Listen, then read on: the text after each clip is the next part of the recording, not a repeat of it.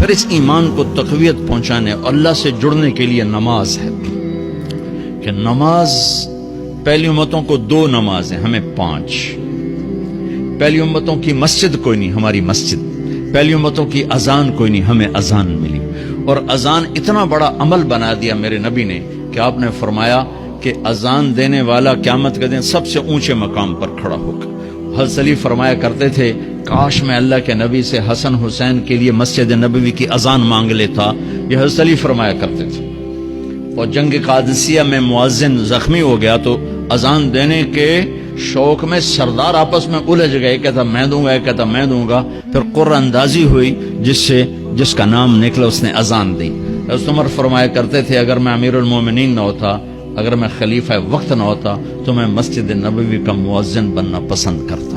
کسی کو اذان نہیں ملی، ہمیں اذان۔ پہلا مؤذن بلال بنا، پہلے مؤذن اللہ نے بلال کو یہ عزت عطا فرمائی۔ دنیا میں یہ ہے اور آخرت میں یہ ہے کہ میرے نبی نے فرمایا کہ جب جنت میں جانے کا وقت آئے گا نا تو جنت کی میرے لیے سواری لائی جائے گی، میں اس سواری پہ بیٹھوں گا تو اس کی جو وہ رسی ہوگی نا وہ ایسے نیچے گر جائے گی، نیچے گرے گی۔ اس رسی کے یعنی اس کی جو لگام ہوتی ہے نا وہ نیچے گرنے کا مطلب ہے یہ ایسے نیچے گر گئی۔ اب نیچے گرنے کا مطلب ہے کہ اس کی ڈرائیونگ میرے نبی نے نہیں کرنی، کوئی آنے والا ہے، کوئی ڈرائیور آنے والا ہے جو رسی پکڑ کے چلے گا، کوئی کوچبان آنے والا ہے جو اس کو پکڑ کے چلے گا۔ رسی کا گرنا ایک انڈیکیشن ہے کہ کوئی نصیب والا اب آئے گا۔ جب آپ کی سواری کھڑی ہوگی، رسی نیچے ہے، تو اب سب کی گردنیں ایسے ہوں گی، کون، سب قیاس کر لیں کون کون کون۔ اللہ کی طرف سے اعلان ہوگا بلال کو بلایا جائے، بلال بلال۔ تو بلال آپ کی سواری کی لگام پکڑیں گے اور آپ نے فرمایا کہ سب سے پہلے میں جنت میں جاؤں گا اور بلال میرے ساتھ ہوگا، میری سواری کی لگام پکڑے ہو جائے گا۔ تو ہمیں اذان ملی، کسی امت کو اذان نہیں ملی۔ ہمیں 5 نمازیں ملی، کسی امت کو نمازیں نہیں۔ 2 نمازیں، ایک فجر کی 2 رکعت، عصر کی 2 رکعت۔ باجماعت نہیں، ان کو اپنی کتاب یاد نہیں، ہمیں قرآن یاد ہے۔ میرے مدرسے میں ایک بچہ اب ماشاءاللہ امریکہ میں وہ پڑھا رہا ہے، اس نے 30 دن میں قرآن یاد کیا۔ صبح یاد کرتا تھا، شام کو تراویح میں سناتا تھا۔ میرے مدرسے کا بچہ ہے، صبح بیٹھ کے مغرب تک پورا ہے سپارہ یاد کر کے اور عشاء کو تراویح میں سنا دیتا تھا۔ اللہ نے میں ایسا قرآن دے دیا کہ 1 مہینے میں بھی یاد ہو جاتا ہے۔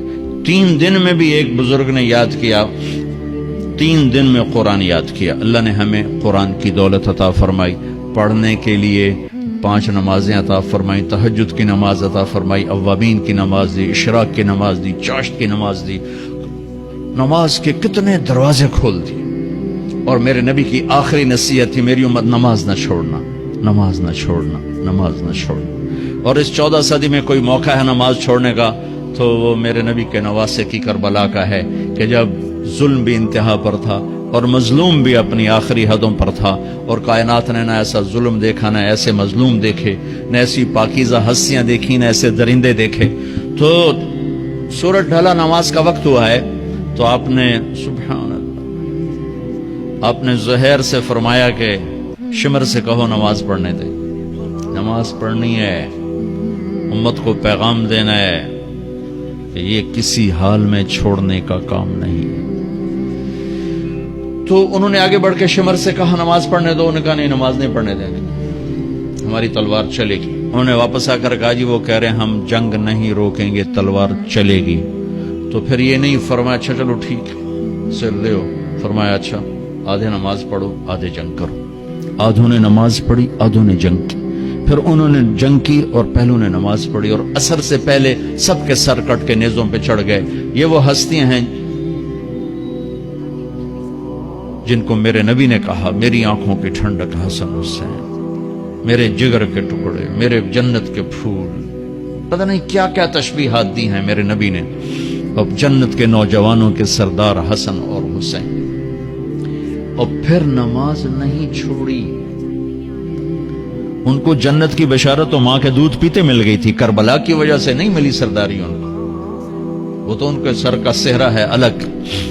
ان کو سرداری جنت کے ملی ماں کا دودھ پیتے ہوئے کہ جنت کے نوجوانوں کے سردار ہیں حسن اور حسین۔ نماز نہیں چھوڑی میرے عزیزو، نماز نہ چھوڑی۔ اللہ کا شکر ہے، میں آپ بچوں کو دیکھ کے مجھے اپنا کالج کا دور یاد آ رہا ہے۔ ہمارے دور میں ایک نعیم الدین صاحب گورنمنٹ کالج لاہور میں تبلیغ کا کام کرتے تھے اور وہ اکیلے ہی نماز پڑھتے تھے, کوئی نمازی نہیں ہوتا تھا, اور کسی لڑکے کی داڑھی نہیں تھی, کسی لڑکے سوا سے ایک نعیم الدین کے. اب ہر کالج میں جائے داڑھیوں والے بچے نظر آتے ہیں, ٹوپیوں والے بچے نظر آتے ہیں, کوئی لڑکی کے سر پہ دوپٹہ نہیں ہوتا تھا, کوئی ایجوکیشن تھی. اب لمز جیسی یونیورسٹی میں بھی لڑکیاں پورے برقعے میں ہوتی ہیں, حجاب میں ہوتی ہیں, نقاب میں ہوتی ہیں. جہاں برائی کا گراف اوپر گیا تو نیکی کا بھی اوپر گیا, جہاں برائی کا لیول اگر بڑھا ہے تو نیکی کا لیول بھی بڑا ہے. اتنا بڑا میری نسل کا مجمع اللہ کی بات سن رہا ہے, یہ اس دور میں کوئی تصور نہیں کر سکتا تھا.